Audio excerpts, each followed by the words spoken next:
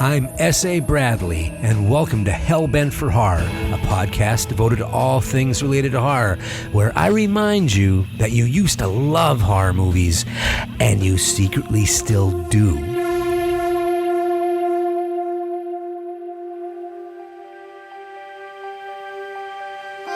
Horror has always been with us. I've often said that I believe that horror is the second story that was ever told around that first campfire. The first story that the elder of the tribe told probably went like this. Welcome to all of you. We are family. We are grateful to the animals for food and the earth and the sky. We are strong and we are safe together. However, the second story probably went like this. Stay out of the woods. Don't go in there alone. There are dangerous beasts in there. And by the way, the woods are full of gods who want to trick you. See, the first story brings the tribe together. The second story is the cautionary tale, the warning of the dangers of leaving your tribe. The deep and dark forest is the original home of the boogeyman, long before there were dark closets and basements and that space under your bed. But see, the forest is much more unnerving than those spots because it's not a manufactured or man-made location. The woods are nature at its most feral. And the truth is, they are unbroken extensions of the earth that are all around us, even the earth under the city sidewalks. Take that in. The idea that the forest is separate or a separate location that is known as out there is an illusion. If you think about it, we are never really out of the woods. Folk horror is a subgenre that finds its power in the conflict between the ancient and the modern, and the fine line between the natural and the supernatural, if there is a line at all. Over the last decade, young filmmakers have broadened the definition of what folk horror means, and it has gained in popularity with new audiences.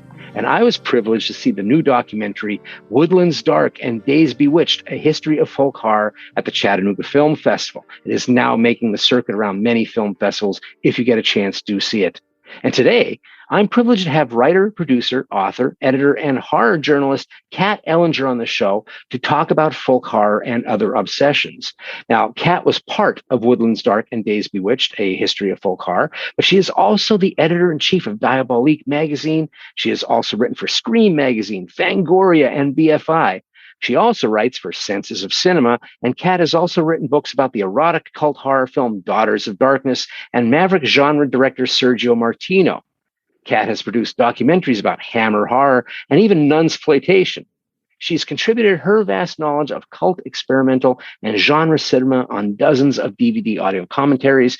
And between all of that, Kat has a Patreon site full of video blogs and essays called Confessions of a Cinema Slut. Kat Ellinger, thank you so much for being on the show. Hello, with that big up there as well. I know I like to lull everyone into sleep so that I can quickly freak them out with a quick question. Thanks so much for being on. And, I usually start my show with the same thing with guests. And I talk a lot about the first kiss with horror, which is basically the movie. It may not be your favorite. It may not even be one that you like, but it's the movie that started you down this road to ruin, as we like to say. So what movie was your first kiss with horror? Oh, God, I've told this story so many times. I think anyone who's hearing it again is probably just like, no. But it was Dracula, Prince of Darkness, the Hammer film, which I saw way too young. My very irresponsible uncle, he was only a teenager at the time. He's a lot younger than my mum, was supposed to be babysitting and had it on a TV or video or whatever. And I was supposed to be asleep, but of course I caught specifically the Barbara Shelley bit. If anyone knows the film, she's turned and she knocks at the window. That absolutely traumatized me. And I was obsessed. I misremembered it. The vampires could turn into mist. And so I spent the next couple of years stuffing the vents up in my bedroom window in newspaper. And my mum would take it out. She'd be like, why are you putting all this newspaper in there? But I couldn't tell her. But that was it. That started not just with film, but also Gothic literature as well. And I must have been about 6 or 7. at the time. And also, here I am, 47 now, still talking about Hammer, still not bored. Yeah, absolutely. I have the same thing of boring everybody with my confessional on what my favorite horror film is as well. Or not my favorite. My first kiss was Nicholas Roeg's Don't Look Now, which I shouldn't have seen at 8. Oh, that's Yeah, that was the opening that's sequence. one that's going to warp you. That is. That's why you have me. I thank Nicholas Roeg. Actually, I did thank Nicholas Roeg. I wrote him in his waning years, because I was like, wow, this was an amazing film. And I love that I watch interviews with Donald Sutherland, and he still can't watch the first 10 minutes without having it deeply affect him. And I love that was my introduction, this weird, bizarre introduction. It wasn't Them or something like that. Even though those movies I had seen previously, that was the first movie that owned me. This was the one that was there that I wasn't supposed to see. It was a carnal pleasure in a weird way. It was this thing, a forbidden fruit, right? And I think most of the time, what we are obsessed with, the thing that attracts us to things that are not the mainstream, tend to be things that hit us with a level of forbidden. And I know you have a real passion for all types of cinema and also Gothic literature, which I do as well. But what I love is that your heart, from what I get from your work, is that it belongs to the weird off-center films. What is it that draws you to a certain style of film? Like what makes you look at a nunsploitation film and say, I see an interesting theme here. I'm going to watch all of them, and then I'm going to do a master's thesis on it. Do you know what? I don't know. It's something I've never really thought about, but I'm not neurotypical. I've got a diagnosis of ADHD. So I think some of that plays into it, because my mind is a strange place, even without all the horror. And I often see connections in things that other people just think, what the hell is she on about? But one of the upsides of this condition is I'm always like a child. And I especially like sensory, anything to do with sensory texture. So it could be color, it could be music, anything that is a bit more. You know, I just want more. So I think that some of that is to do with that, which is why I was very attracted to Eurocult, for example, because, you know, films like Suspiria, that was another one that was a gateway for me. Really blew my mind, all the color and just the fact that it's like an experience, not just watching a film. Stick anything in Technicolor and I'm just an absolute sucker. Anything that is. So I think some of it comes from that, but then also my background slightly later on is from the punk scene. In England, and you know, just and living in squats and being around weird artists and weird musicians and just outsiders. And so there's always that sense of the misfit, you know, finding the misfit or the underdog and then championing it. Sometimes, you know, I'll see a film, a director that's unfairly dismissed, like Sergio Martino being one, and I just feel compelled to write a whole book on him, because it's like, you know, I just, not that he needed rescuing, but I just feel like I can't stand this, you know, I have to celebrate it. So it's all like the outsider, the misfit, you know, and not wanting to be bored. And I think a lot of outsider art, it's never boring. At least it's that, you know, there's something in it, especially the more transgressive stuff. Always feels like anti-establishment to me. There's something a little bit more about it. So I love that. So I share a birthday with Sergio, which makes me laugh when I say, yeah, I think it's like, what an amazing deal for me. But also I love that you talk about the misfit, wanting to talk about that more. That's what I tend to do. People always ask me for what's your top 10 horror films and stuff. And I can't be more dismayed, because first off, I can't really come up with it. There's way too many.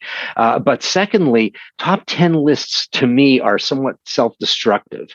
They force people to go in a certain direction. And I mean, I don't ever have to talk about John Carpenter. Yeah, I don't ever have to talk about Cronenberg, although I do. But I mean, there's a million people. They line up to be able to speak to it. But Sergio Martino, you're not going to hear that very often. I mean, even Fulci gets more. And so I'm interested whenever I see someone go down that path, because to me, that's what cult is all about, or genre is all about. We want to have this strange discovery. I have the same thing where I was given a set of encyclopedias as a kid because I was grounded a lot. I was in a lot of trouble.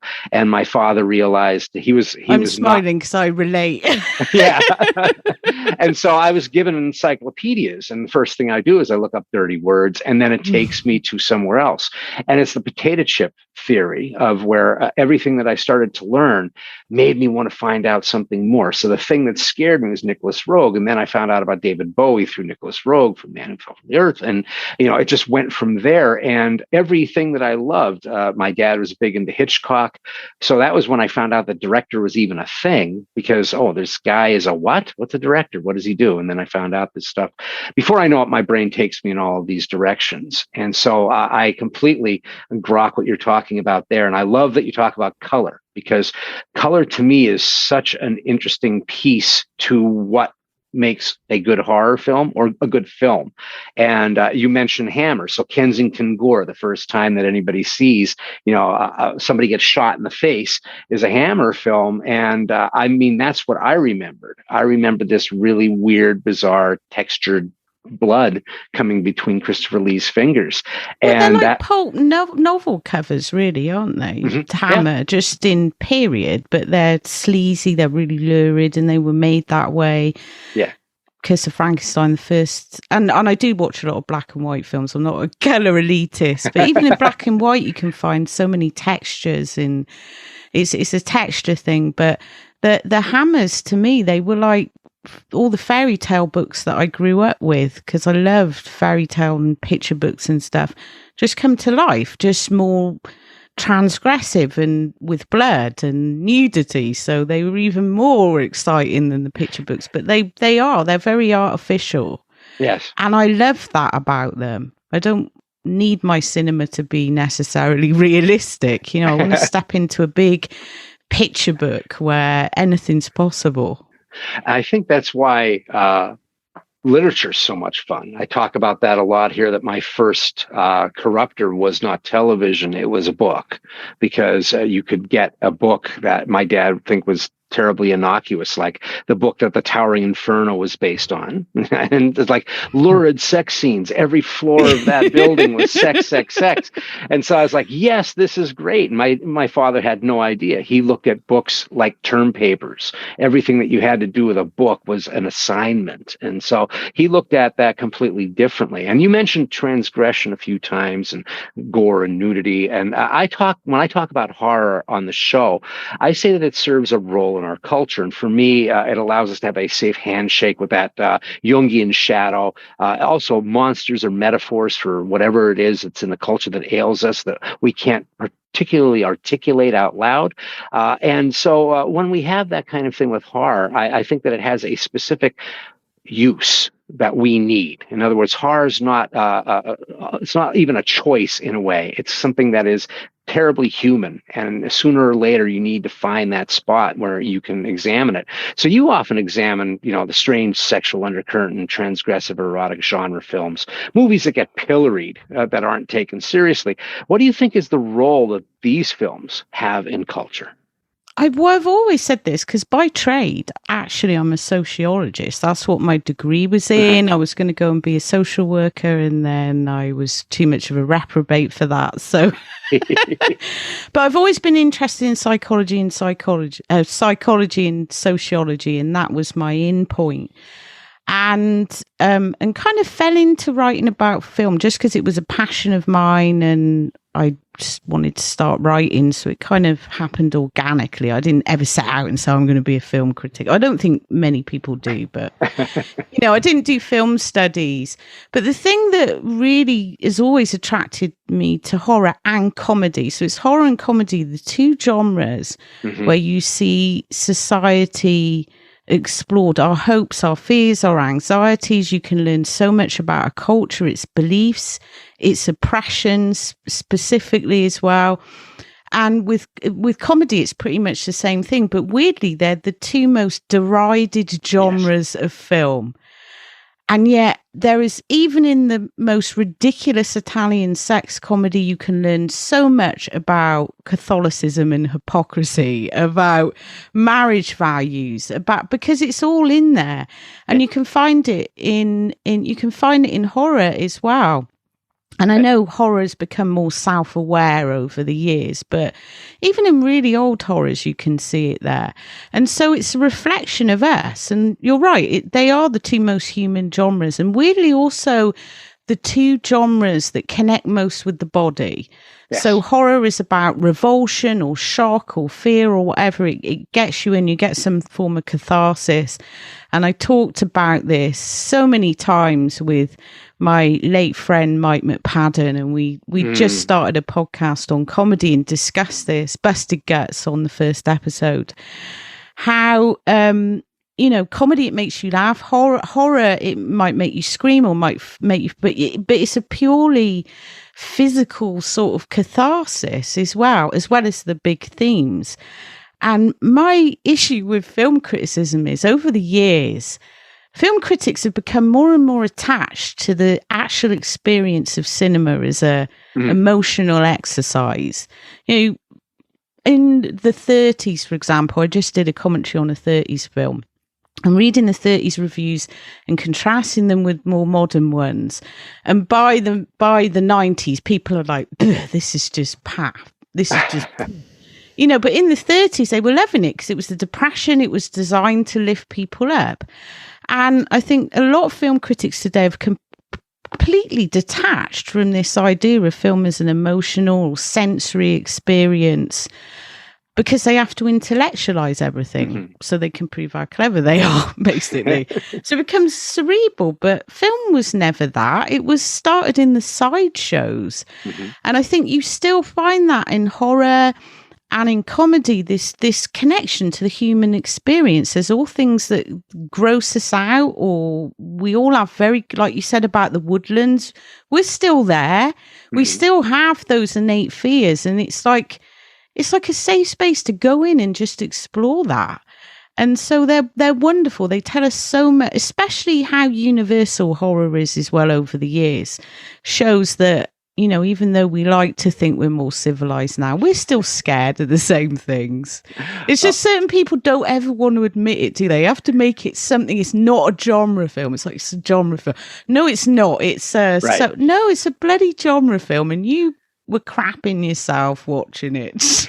Exactly. That's one of my pet peeves, talking about why can't you just say horror? I have a hashtag, just say horror, finally, for God's sake. And I love what you said about comedy as well as horror. Both of them rely on shock and surprise, really. They just have different ways of getting, eliciting the emotion. They're both very visceral. I always say that, if you want to find out what was really freaking people out at any given time, go to the most sordid exploitation films of the time. Go to the drive-in movies. Don't look at the prestige films. Don't even look at the high-level horror films. Look at the ones that are exploiting what you're afraid of. They needed to live off of the headlines. If they could make a movie in the time it took you to read a newspaper, they would have. And so you have that thing where you watch these movies, the white lab coat movies, all about sexual luridness, and then the idea of there was this whole thing of the white slavery that was happening. That never happened, but everybody was afraid of it in New York City at some point, that people were just going to be taken.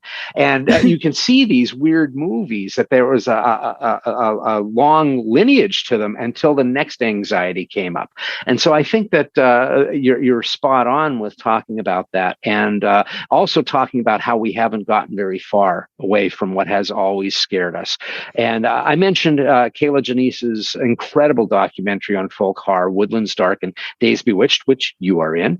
What's your connection with folk horror? What is it that resonates with you? Oh, wow. So that film is just incredible. Yeah. When I first got involved, it was basically just a short film about blood on Satan's claw.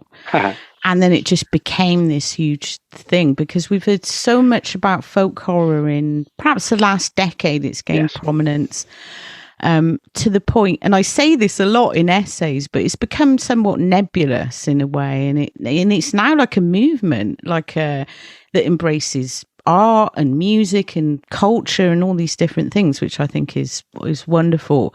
But Kayla's work in that is the first actual critical work that I've seen that really addresses the expanse of what folk horror can be and shows that it's not limited to this British experience, which actually ironically was my experience with folk horror, but not limited to just that. Everybody has a folk horror, and the documentary goes all over the world, and there's things in there I'm just like, wow, I didn't know this. I'm just like whole list of stuff that I need to check out now. But my connection to it came from the first part of that documentary, and I think she explores it so well because I felt with the music, and she's got Guy Maddin's animations and this gorgeous soundtrack, which I don't know did the soundtrack unfortunately offhand, but I felt like I'd stepped into a portal into late 70s Britain. It's the same feeling I get from watching Peter Strickland films, actually.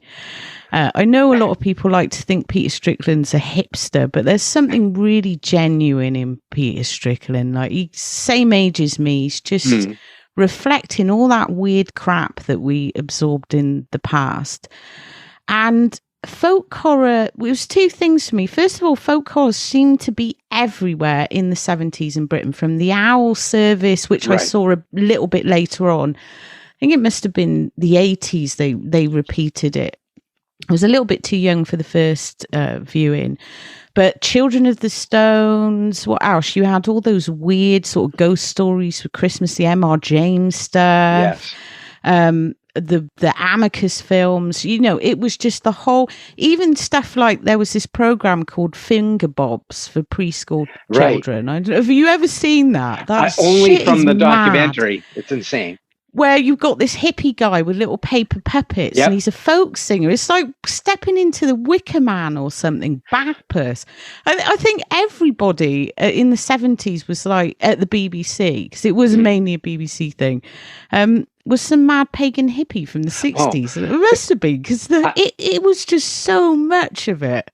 I look at what was on that documentary, and I remember I had done a couple podcasts early in this episodes on folk horror. So I did a lot of research. I thought I knew what I was talking about until I saw this documentary. But I had watched Children of the Stones, and I had seen Owl Service, and I was going, wow, this is amazing. If this was children's programming in the United States, they'd have been burnt at the stake. There would be no way. Yeah, but you lot love the Christian stuff, though. We've been heathens over here for centuries. Which is astonishing to me. We're finally, some of us are finally getting to that spot. We're still the outsiders. But I think about what we had. We had the Magic Garden, which was two hippie chicks with guitars that had giant owls and giant hippopotamuses and everything. And they had this wonderful garden that you were in, but it was very much tied in with Earth Day. It was tied into with ecology. So it was never brought up that there was maybe a spiritual side to it. It was more like a science thing and more of a down home kind of, we're getting back to the garden. So I love that it was that insane for you as a child. And, I was into everywhere. It was literally everywhere. The other thing is I grew up and still live in the southwest of England, which is where the sort of lost stone circles are. It's a very rural area. I live north of the southwest, but the further you go down south, like Somerset, Wiltshire, you go into, like, I'm an hour and 20 minutes away from Stonehenge. So, I'm 40 minutes away from the Rollrights on the border of Oxford. And even at school, and I always joke about this, but this was an actual thing. I went to a sort of non-religious school, but they'd have the usual prayer and the Christian things, but we'd have May Day. We had a maypole in our assembly, and we would practice what they called country dancing for the whole of April, and then on May Day we'd have a fair where we all danced around the maypole, and it's like that scene in The Wicker Man. Right. We had Harvest Festival, we had Candlemas, like, and so because it's quite a rural thing, I sort of grew up around sort of country people that still, like my nan, who I lost a couple of years ago, the most superstitious person, walked this. She had a saying for everything, she thought she had the second sight. Everything was right. But she's not unusual for around here. So somehow those two things were married for me, the culture at the time, and also the fact that, a lot of this stuff that was supposed to be scary in folk horror, I was living in it. And it didn't scare me. It felt like home. It felt familiar. It felt magical. And so when I see that, go back to that, it just brings me back to this amazing place where anything was possible, like fairies, anything was possible. And I'm glad I didn't grow up in a city because of that. I grew up weirdly on a British council estate, but we were literally on the edge of town. So a 10-minute walk and you're in the middle of the edge field. Of town has always been one of those things, right? I mean, I grew up, it's interesting, Candlemas, all of that I knew about as a kid because, weirdly enough, I was on the strange opposition side. I was in a fundamentalist Christian cult that thought the world was going to end in 1975. Yeah. And so we read all about this. This is how the world is coming to an end. Here are the things that are coming back. And they talked about Candlemas and stuff. Now, that was when I was living in Pennsylvania as a child. So Penn's Woods. And I was much more into folk horror than I knew at that time. Now I live in the Bay Area and we've got Morris dancers and all sorts of stuff. It's nothing. It's like, oh, yeah, look at that. Another Morris dancer here. Throw a quarter in the air. It's going to land on them. But, so I it's can't believe you have Morris dancers out there. That's it's awesome. And I have a friend who has the entire outfit, and it's just it's wonderful. And so they keep that going here. But for me, growing up in the woods, basically, because I was in a city that was a coal mine area. And by the time I'm born, coal is dead. It's distressed. The place is full of depression.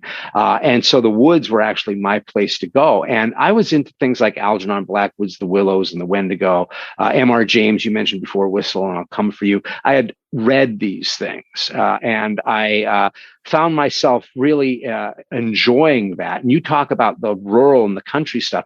There's a documentary that they talk about in the documentary called The Moon and the Sledgehammer, which kind of made my jaw drop because at one point, Kayla also talks or brings the movie around to America and some other places for folk horror. And they talk about the Appalachians, which is where I am from. And so it reminded me of the folk magic that there was in very, very Christian areas. So we're talking Pennsylvania Dutch. You don't get much more Christian than the Pennsylvania Dutch, but they have something called folk magic powwow. They got it from the Algonquins. And so they have this whole thing. It's the same as folk magic, healing remedies, and deep Christian theology all put together. And it almost seems, well, it does. It's purely pagan. If you look at it, it's purely pagan. They just happen to tack Jesus on here and there. But if you're looking at it, you're going, you can see the list of things that are like how to keep people who have a bad attitude about you away from your cattle. This is really insanely specific stuff, not just throat problems and being stung by wasps, but about attitudes and outlooks upon life. You can have some kind of thing. And they have a thing called chocolate alphabet, which is a divination that they do with watered down chocolate on this board that has all the letters of the alphabet. They swirl it around and stuff.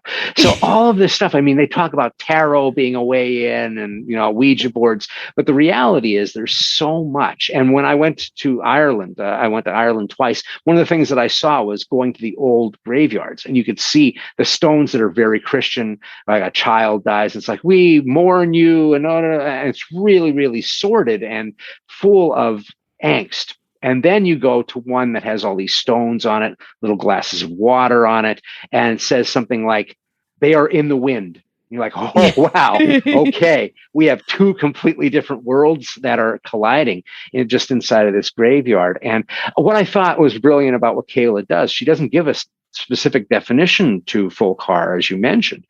She lets the experts give their own definitions, and they're actually like feeding off of each other and commenting on each other, contradicting each other. And I think that is actually very smart, and it allows you to get the feeling of how universal this is. By the end of, it's 3 hours and 30 minutes or something. It's rather long.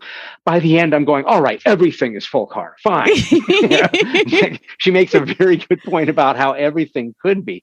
So you also mentioned fantasy, and you mentioned fairy tales, that you used to read a lot of fairy tales. What do you think makes a story or a film folk horror as opposed to a fairy tale or a fantasy? The folk horror definition is a difficult one. Like I said, it's nebulous, but I think, because in my case in the documentary, I did talk about like growing up, being a witch. I was one of the representatives of the dark side on there, but how that's all kind of connected. And I think folk horror is ultimately, it's about the urban against the old and the primal, the old ways.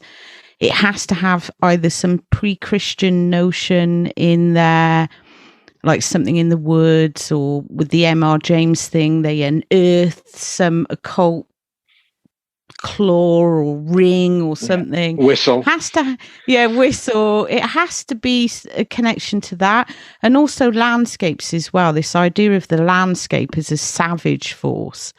And I think to townies, they fear that landscape.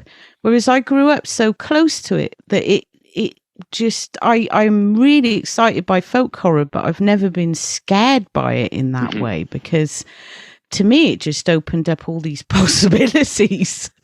I found it strangely calming myself. And talking about the urban is really interesting, because I live in the Bay Area, so San Francisco, rather bustling town. But we have the quarantine. We had COVID.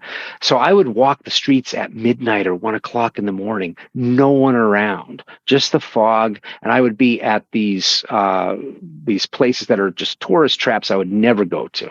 And I'm walking, the only person there. And during the day, I would walk and I would see how quickly the woods try to reclaim places where you aren't seeing footfalls all the time. So there'd be parking lots that were sprouting all of this vegetation, all of it weeds, but the cracks, when you see cracks in sidewalks and there's plants coming out of it, right there, you're hearing, you're seeing what is the concept of the woods never leaving us, that no matter how far we try to remove ourselves from our past is right on us like Peter Pan's shadow. It's never really going to leave us. And I think it's interesting. What I love about this documentary is, back in 2010, I guess, Mark Gatiss had the History of Horror, A History of Horror, and he talked with Piers Haggard, who did Blood on Satan's Claw. And they talk about the Unholy Trilogy, which is Witchfinder General, Blood on Satan's Claw, and The Wicker Man. And by the end of that, they kind of said, well, it's a British thing. And I was like, I feel very left out. Yeah, not. I don't know if I was partially responsible for wrecking the original thing, but when I was interviewed for that, I talked a lot. I talked about Czech stuff like Markéta Lazarova, and Valerie in a Week of Wonders, and also Japanese stuff. A few years ago, I did a big article for Diabolique Magazine on really classic J-horror and how that was inspired by the sort of stories you found in Onibaba Hearn that went back through kabuki theatre, and then it was like an oral ghost story tradition that happened way, way, way before we had a formal tradition of ghost stories. That really started later on for us. A lot of our ghost stories originated with folk tales, but whereas in Japan, in the 1600s, they had, you know, they had the Festival of the Dead. They would gather together and read ghost story or tell each other ghost stories. And so, you know, this idea that it comes out of late 60s, 70s Britain is absurd, because so much horror is actually connected to what we'd call folk culture in one way or another. And especially a lot of those early writers were looking at that. I think there's this idea that, you know, horror is this formal thing, but it actually comes from a long, you know, even the vampire, if you look at someone like Carmilla, you can go back to Lilith and Lamia and the dark goddesses, and you can see the vampire there. You can see the femme fatale there. And so it's an old thing, but for some reason, again, it was like there was this sort of almost shutdown to put it in a box and just say, no, this belongs here, just in this. And it's like, no, it doesn't. So the thing I loved about the documentary is, like you said, every time someone spoke, it opened up even bigger and bigger and bigger. And so it was like a big discussion, which, you know, is totally different to a lot of the ways that a traditional documentary would just have a very core thesis and people would come. And I know I've produced documentaries, you just have an outline and you get people to talk within that outline. And the great thing that Kayla did with that was she just gave very open-ended questions. What does folk horror mean to you? What would you consider a folk horror? And that just, you know, opened Pandora's box. And to see it, because I didn't actually see it till it just before it premiered, I was just like, whoa. Like, I knew it had been a long time in the making, but just to be able to have that discussion and open it up is such an exciting thing. Oh, yeah. It was brilliant because in a way, you talked about something that I wanted to get to, which is it's not really a documentary for all the stuff that I wrote down. And it's just ridiculous, the amount of notes that I ended up taking on that documentary, because I'm watching it at a festival. I'm like, I'll never remember all of this. This is madness. And for all of that, it's not this piece that feels as if it's a textbook. And it doesn't feel like it's this weird, like, pappish documentary that's just kind of the 10 funniest films.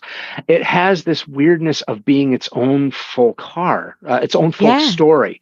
It's a storytelling. It's a campfire tale across different cultures and continents. And so it's a discussion that continues to roll around. And I thought that was what was really interesting, is it went back to the essence of storytelling and where these things come from, which is we have stories that start as ghost stories or folk tales, and then they move out from there. And you mentioned ghosts. Before I get into the ghost thing and the probably the archetype that's even more prevalent than ghosts, maybe, I wanted to hit on Blood on Satan's Claw, because one of the things that I think was very interesting was in the documentary, they talk about the Wicker Man in a way that I never saw it before.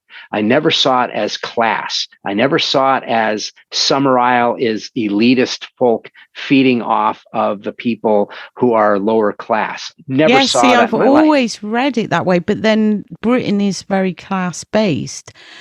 And I think that was the draw for me as well, is sort of more pagan traditions. I know Summer Isle is the pagan in it, but he's using the island of Summer Isle for his own thing.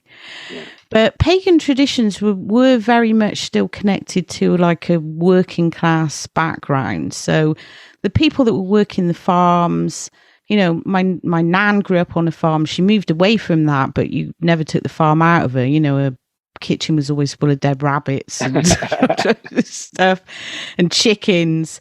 And it was like a weird class thing. I think Michelet talked about this in The Sorcerer, about how in France the pagans remain secretly pagan as a kind of rebellion against the lords. And there is so much class in that. You get this idea, because I come from the country, shit shovelers, that's what they call us. Right. We're the on a par with your hick. And so my accent is a shit shoveler accent, and you get the people from the city, they're like, oh, they're primal, they're a bit, and it is kind of like that, but there's a fear there. And I think the thing the documentary did really well, as it went round like gender, countries, different folk stories, is those fears were almost universal. They just crop up in different guises. Yeah. The shadow in the woods, the wild woman, it's the same thing in every damn culture. Right. I think that's wonderful. And the thing that I'm so glad that she went across all these different cultures was because I saw limitations and problems with, as much as I love Blood on Satan's Claw, I look at that as a movie about the free love 60s and rebellion, written and directed by an older person who didn't like it. Because in the end of the movie, the children are the problem. And in the end, a middle-aged fat guy grabs a sword and he's running around punishing everybody. I love that film, but now you're saying that, I'm like, actually, I love it. I love it. I think it's great. But that's the thing that always drove me crazy about it. It was that, and I love that there's that kind of interpretation. You mentioned ghosts. And so I think the only thing that may be more universal across cultures is the witch. The witch may be the only thing that outghosts ghosts, and they're in everything. So let's talk about the witch figure and occultism. And what I liked was how that was brought into the women's suffrage movement in the documentary. So let's talk about that. Well, there's that as well, and I was glad I got an opportunity to speak a little bit about that, because to me, the figure of the witch has always been one of empowerment, and I know then you had, like, I was in my 20s when The Craft came out, but it's become something else in recent years, and there's this tendency to say, oh, well, that's hipster stuff. It's these silly girls playing with Ouija boards, but I'm just like, the witch figure to me was always enduring as like this archetype of strength. Like, my female relatives would never have identified themselves as witches, but like I said, my nan was what you'd call a natural witch, I suppose. She read tea leaves. She, if you were pregnant, she'd touch your belly and tell you what the sex of the child was, and she didn't align with any formal sort of tradition, but she was a witch. She practiced folk medicine, and it was all around me, and these women to me were strong. And what I saw through other media, like books, films, or whatever, is the witch was something to be feared. And that's why I've always been fascinated with it, and also folk horror specifically, I think, because we as a culture, obviously not we, are terrified of the witch, because the witch knows things. She has power to change things. There's also that link between the witch and sexuality that they really tried to damp that down through the folktale with the hag. Right. Witches are hags. Whereas if you read the Malleus Maleficarum, they were actually going around seducing everyone, cutting their dicks off. Do you know what I mean? And it's like this absolute fear of, and even now, this fear of witchcraft. And the way we use the word witch is still that woman's a bit of a witch. It's a slur. But if we look at like I guess America and Britain and most of Europe are pretty much the same, in that we all grew up around Christianity. Even though Britain was a heathen place, it's still Church of England. Right. The main thing is still Christian. If you looked at the church traditionally, women had no power in the church. Women had no power in that realm whatsoever. The church was there purely to support patriarchy. Christianity is patriarchal. And towards the end of the 1800s, you had a lot of women embrace Satanism, for example, and the occult. as a form of empowerment. And Per Faxneld actually wrote an amazing book on it called Satanic Feminism, about how women embraced aspects of the occult as in an empowering way. And so that's like the enduring thing to me, and I'm so glad it was brought in a way that really highlighted that. You know, why do we fear the witch? Because the witch is free. The witch is a powerful woman. Mm-hmm. Even now, in this so-called liberated era, we're still scared of the witch. Yeah. It's still like, you know, even after the craft and that, we as a culture are terrified of the witch, and we use it as a way of putting women down, because there is a fear there that the women know, or they have some kind of, and there is not to get too off the point, but there is like a current movement within, I guess, on the sort of outlier fringes of feminism, with books like Rise Sister Rise, which talk about this, the age of the Aquarius, and the coming of this new movement that's not about the patriarchy. It's not really about the matriarchy, but it's about embracing feminism and, you know, shifting things, shifting the balance. So, you know, these are women that are being called to arms. And again, that's a dangerous thing. Well, they've let a few women vicars in now, but it's not the same thing. It's really not the same thing. And obviously, you not all witches are women either. But, you know, it's that absolute fear. It's a fear of the femininity. It's the fear of the witch, ultimately. I loved how they basically come out in the documentary. I can't remember who says it, but they said, well, the idea of occultism coming up at the same time as the women's suffrage movement makes all the sense in the world, because women finally get to be priests. For the first time, they get to be holding a position of power, or a position of strength. Their word means something. And so they're like, all the early occultists are women. And you get like Moina Mathers, Madame Blavatsky. I don't know. I think I mentioned Blavatsky on there. Yeah. You know, this woman starts her own like whole thing. She's not just the priest. She is the you know, at the top. And that's the first time since the Christian tradition took off. The women actually had that power within the community, because they'd had to live as outsiders. If you look at what the Christianity did to paganism throughout the witch trials, you know, it was a persecution. It was, you know, genocide of a complete people, where women, and especially older women, had power within their community, and that was just completely demolished by that. So suffrage and occultism do come up at the same time, because women are suddenly walking away from the church and finding a new way to do things, and they start by rituals and, you know, which I just think we hear so much about Gerald Gardner, but, you know, it's like the women were the ones who were really kicking ass. Yeah. I think it's interesting, too, that you talk about kind of like a cultural genocide, or a societal genocide that was happening against witches. And I think one of the things that came to me while I was watching the documentary was how there's Native American folk horror, there's Black folk horror, there's international versions of it. And so often, many of the things that we consider storytelling were escapes from an oppression, or escapes from pain.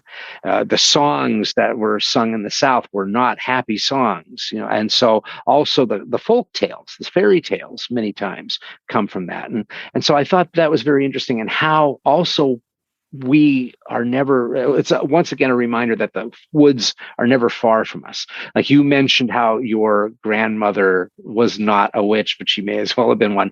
I grew up around hunters that, as far as I was concerned, the way that they hunted, there were always the yahoos at the beer cans. But then there were people that I knew who would take their clothes and bury them a month before they were going to go out and hunt. So that would get the scent, and they would only go out with one bullet, and they knew everything about the animal, and they would process every piece of it, and it would become as if a ritual. And those folks, if I told them that they were pagan, they'd have cut me up and fed me. Well, my to nan pigs. wouldn't have liked being called a witch, but right. So And firefighters, many firefighters have a belief in fire that is this isn't an elemental. This is something that's conjured. That's the same fire. We've been fighting this fire for a long time. And I love that that's never far away. What do you think of, I know we're running low on time, so I wanted to turn it back to you and say, if you had a few folk horror films that you think would really expand people's minds on what they think folk horror is, what ones would you suggest? Oh, wow. That's a difficult one, isn't it?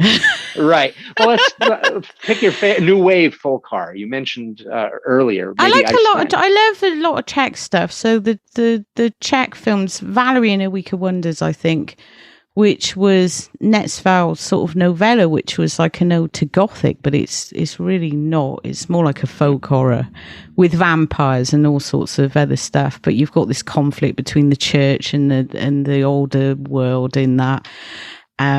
So definitely Valerie and a Week of Wonders. To me, one of the ultimate folk horror fairy tales is The Company of Wolves, which I talk about constantly.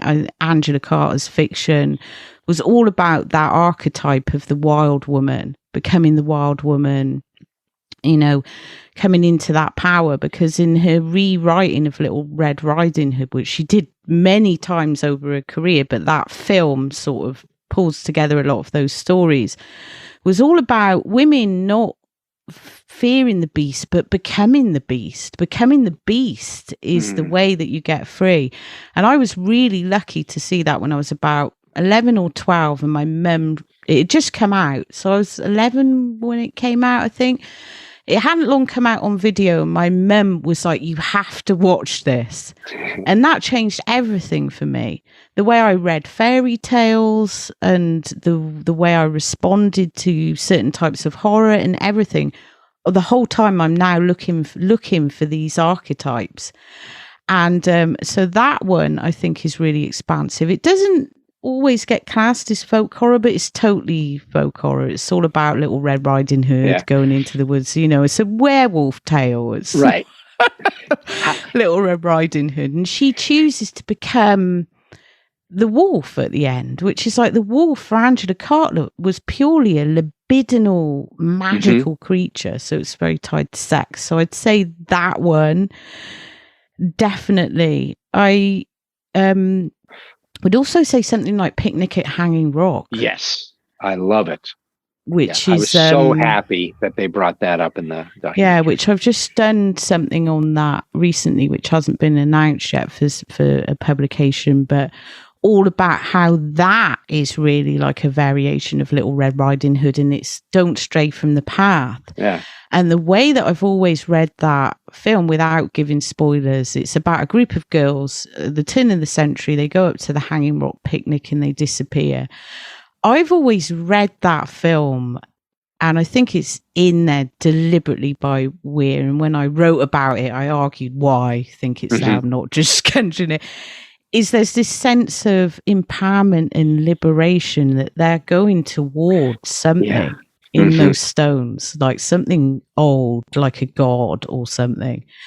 But it's all about, the landscape, that primal landscape. Yes. And again, townies coming into that prime and then just being completely affected by it. Yeah. Just totally. Yeah, that Bergman's Hour of the Wolf as well, which I did a whole thing for BFI on how Bergman was an early progenitor for folk horror in a few of his films, because, he lived on an island. He was so connected to the land. Yeah. And there was that documentary they did at the end of his life. I can't remember what it's called, but it's brilliant. And he talks about his demons as if they're entities that are with him, and how he walks in the woods every morning to free himself. And I think he was very, very in tune to like this old pagan way. But Hour of the Wolf, which is probably the closest he gets to a horror film, when Max von Sydow, he moves to this island and he starts to hallucinate and all this. And even Hour of the Wolf, I think, comes from a folk story that Bergman was told. So that, I'd say that would totally expand your mind.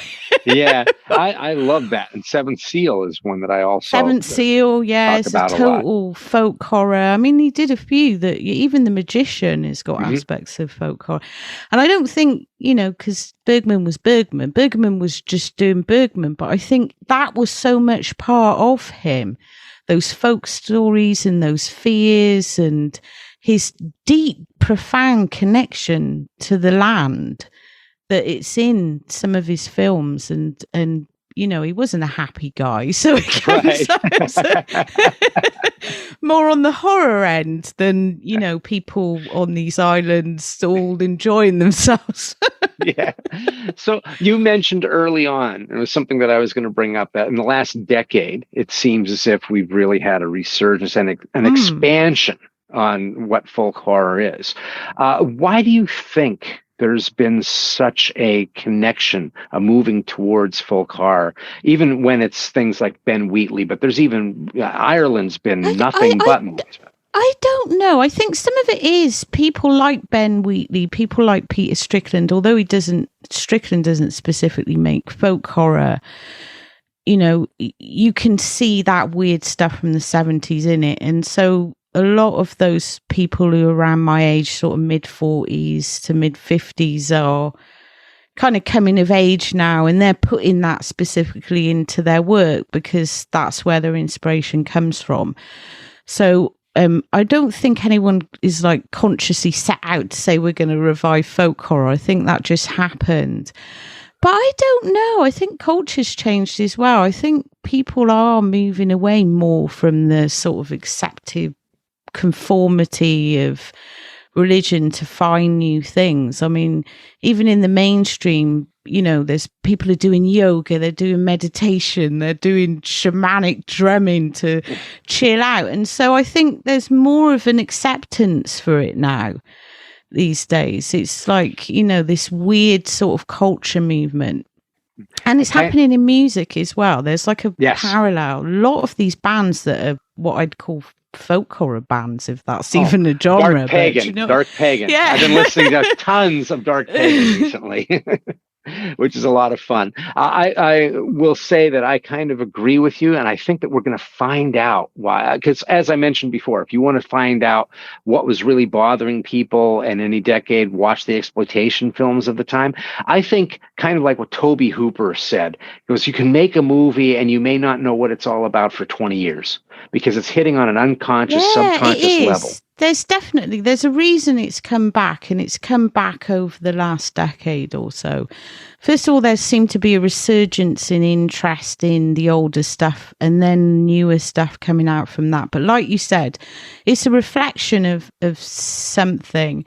And I did actually I was lucky to see a film called Glass House, which is going to premiere at Fantasia Festival. I did the little blurb for the website, and I'd call that a dystopian folk horror and urge everyone to check that out because you can see in that this is pandemic fears in the land, and I won't give too much away, but I just total folk horror vibe from that one, and very unique film in that as well. Very beautiful film as well. It's all filmed in South Africa by a female director, Kelsey Egan. And I think it's her first feature length.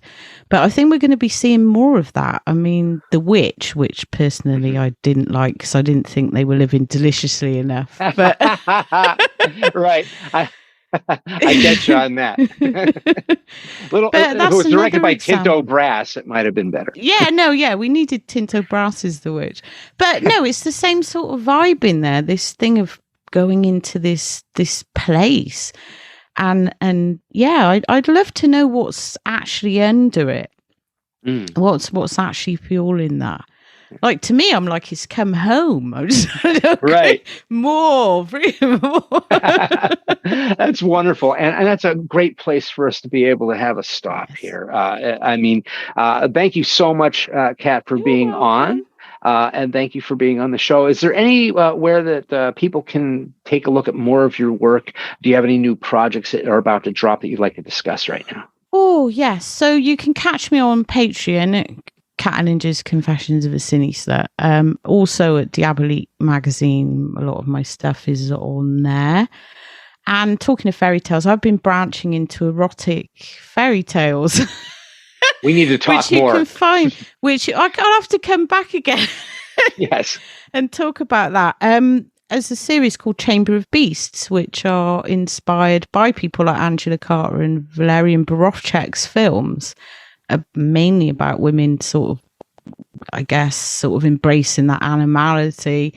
They're in the section of Amazon that gets no promotion under the title Kitty Fassbinder is my pseudonym there. I've done 2 so far on Kindle, The Carnal Canvas and The Delicious Awakenings of Red and the Wolf, which is my own retelling of Little Red Riding Hood. But yeah, I got some folk horror-y ones planned as well, because I think it's all connected. Yes. I agree. Yeah. Well, thank you so much for all of that. Thank you. I also want to thank everybody who's out there who's listening to Hellbent for Horror, where I'm here to remind you that you used to love horror films and you secretly still do. I just want to remind you to stay hellbent. And we're out. Yeah. Oh, that was great. Thank you. I will have to come back. So. Yes, please. I would love to have you. I wish I could go another a while. Let's just put it that way. And thanks for listening to the show. Hellbent for Horror was written and broadcast by me, S.A. Bradley, and produced by me and Lisa Gorski. You can find more on our website, hellbentforhorror.com, and I'm also on Facebook at facebook.com/Hellbent for Horror, and my Twitter handle is Hellbent Horror. Please hit that subscribe button to get H4H hot off the press. And if you can do a review on iTunes or whatever app you listen to us on, that really helps people get to find us. And now for some Hellbent for Horror news. The podcast is available on some more outlets now, so you can listen to H4H on Spotify, iHeartRadio, and TuneIn Radio, as well as the regular iTunes, Android, and Amazon apps. And let there be swag. H4H t-shirts are now on sale. We have a store on tpublic.com with a bunch of Hellbent for Horror designs, and you can have your choice of t-shirts, sweatshirts, hoodies, coffee mugs, something horrible beautiful for you or that someone special. The link to the merchandise store is on our website, hellbentforhorror.com. And until we meet again, stay hellbent.